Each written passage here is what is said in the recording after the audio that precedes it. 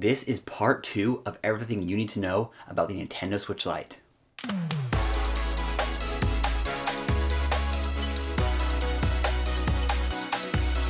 Hello everyone, my name is Adam and welcome to TimeLag Gaming. In the previous video, I covered all the facts about the Switch Lite, the pros and cons, as well as my overall thoughts.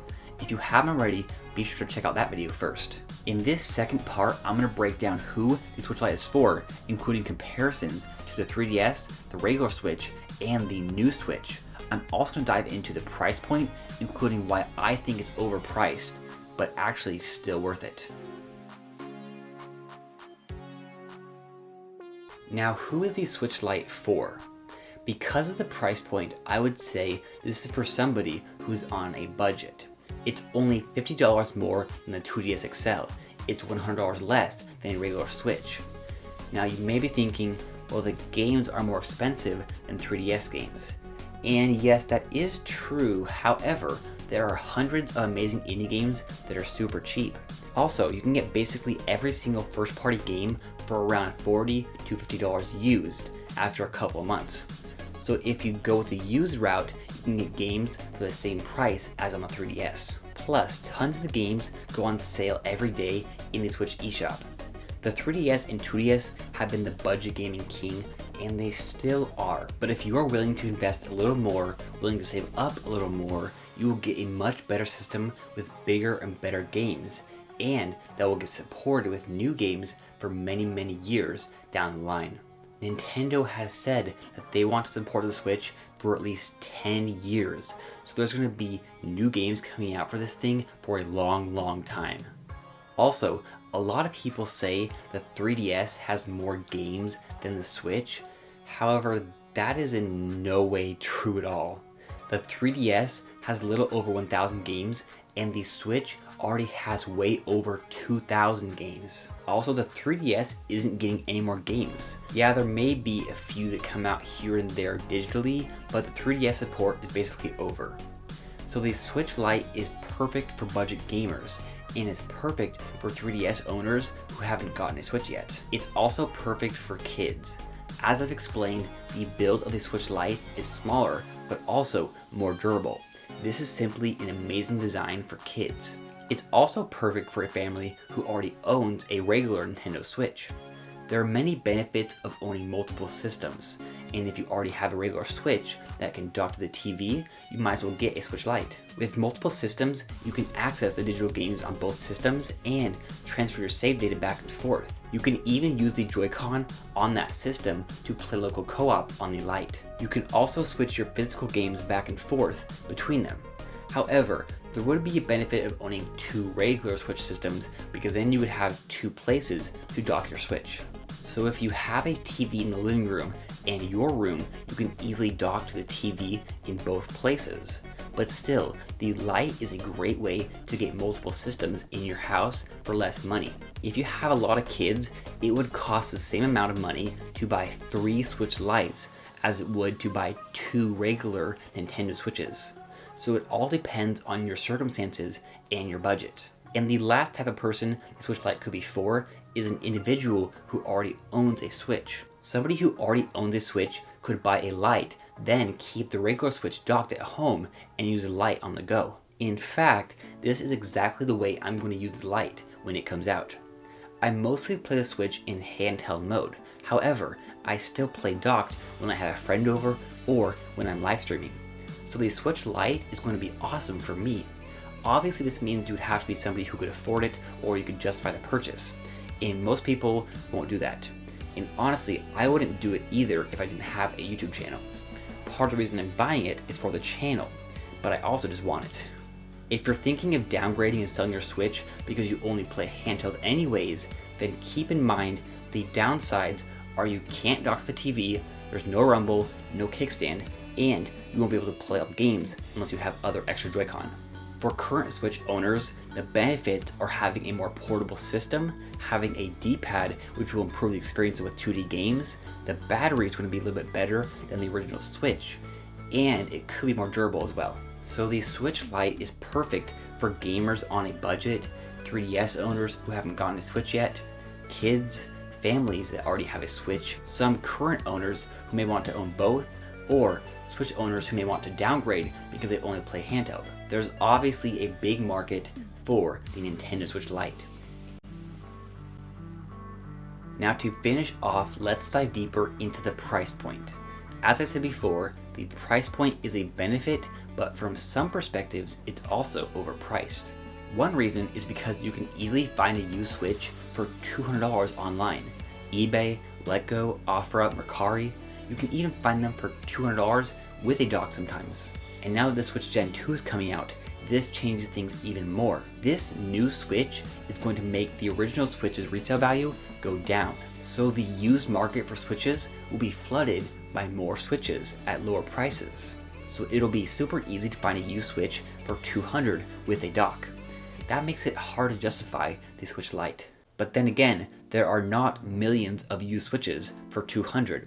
There's a finite number of used Switches in good condition for a good price. Yes, there are new ones listed every hour online, but it would be impossible to keep up with demand if everyone went out and bought a used Switch instead of a Lite. So for the average consumer out there, yes, the Lite is worth it.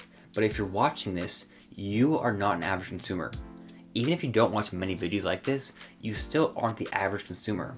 The average consumer sees there's a $300 console and a $200 handheld and makes their decision off the basic facts. The average consumer doesn't do much research, if any at all, and they probably won't try to find a used one online. So if you want a Switch Lite because you're on a budget, I recommend trying to find a used regular Switch for a good deal at the end of August when the Switch Gen 2 comes out.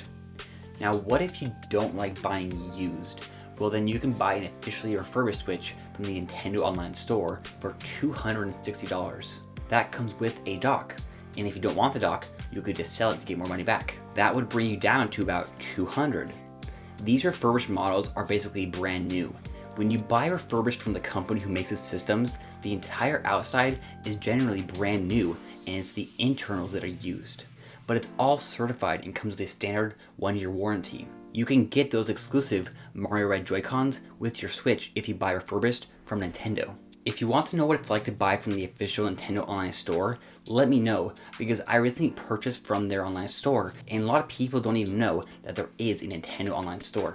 Another aspect that makes the Switch Lite seem overpriced is that in Japan, they sell a Switch without a dock or power adapter for approximately $226. So the fact that the Switch Lite takes out the dock, Joy-Con, HD Rumble, and removes many features, yet Nintendo sells the regular Switch without a dock for $226 makes $200 seem overpriced for the Lite.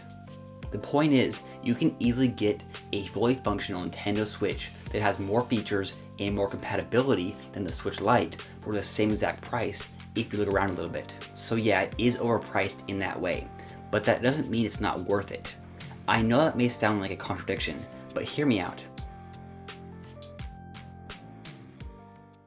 The Switch Lite is more portable, has a real D-pad, has better battery life than the OG Switch, different colors, and will be more sturdy. Plus, it's more consumer friendly than buying a used or refurbished Switch. If you value those things, then yeah, it could be totally worth it for you.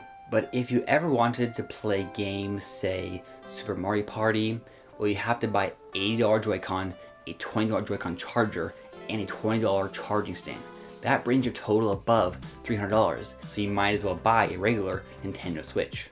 Also, the Switch Gen 2 that is coming out mid-August has an even longer battery life, so if battery life is a concern, buy the Switch Gen 2, because spending $100 on a portable battery bank for the Switch Lite defeats the purpose of the budget system and makes it less portable because you have a giant battery. The Nintendo Switch has so many more features. The simple act of taking away the docking ability and attaching the Joy-Con removes many playstyles of the Switch. The original Switch is the perfect co-op console. It comes with 2 controllers in the box, so you can play local co-op right away at any time. You can also dock it to play on the big screen, which is great for playing with larger groups or just getting those better visuals. In so many ways, it's not worth it. But again, there are many reasons why it could be worth it for you. I do think they could have made it cheaper, but if they made it cheaper, it probably would be bad for business. The Switch Lite as it is now is going to sell like hotcakes. I really think it'll sell more than the original Switch. Nintendo's portables have always sold extremely well, and this is a portable only $200 system. It's breaking into that 3DS market. It's going to have a huge impact even at $200. And if it was at $150, then I think that would hurt the sales of the original Switch too much. $150 also doesn't give them room to do price drops in the future or to do sales. And remember, the 2DS XL cost $150, so they would have to lower the price of that, which actually probably wouldn't be a bad thing. But still, Nintendo isn't ready to kill off 3DS yet. I think the perfect price for this would have been $180, but again, the $200 of that is going to be amazing for consumers and they're going to eat it up. Yes, there is a lot of sacrifice for that $100, but even then, there's still a huge market that will find the price point worth it.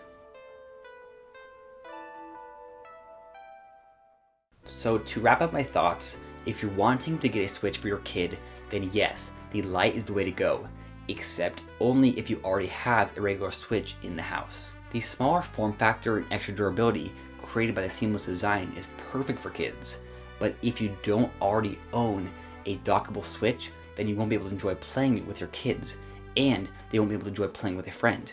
Then again, if you really don't care about using it on the TV or playing local multiplayer, then go for the Switch Lite. The Switch Lite really has been optimized to be the best portable handheld system. If you're a 3DS user who hasn't upgraded, somebody who doesn't care about playing on the TV, and for those on a budget, the Switch Lite is going to be an amazing option. But if you're willing to buy off the secondhand market, it's a much better idea to find a good deal on a used Switch instead of going for a Lite. But for the average consumer, this thing is perfect. And with that, I think we covered basically everything you should know about the Nintendo Switch Lite. I can't wait to get my hands on Lite, and once I do, you know for sure I'm going to be doing all sorts of coverage, from system comparisons to accessory reviews to discussions. So if you aren't already, be sure to subscribe and hit that notification bell so you don't miss my future videos. Now I want to hear from you. What are your thoughts on the Switch Lite? Will you be getting one? Which color do you prefer? Let me know your take in the comments down below. Thanks again for watching.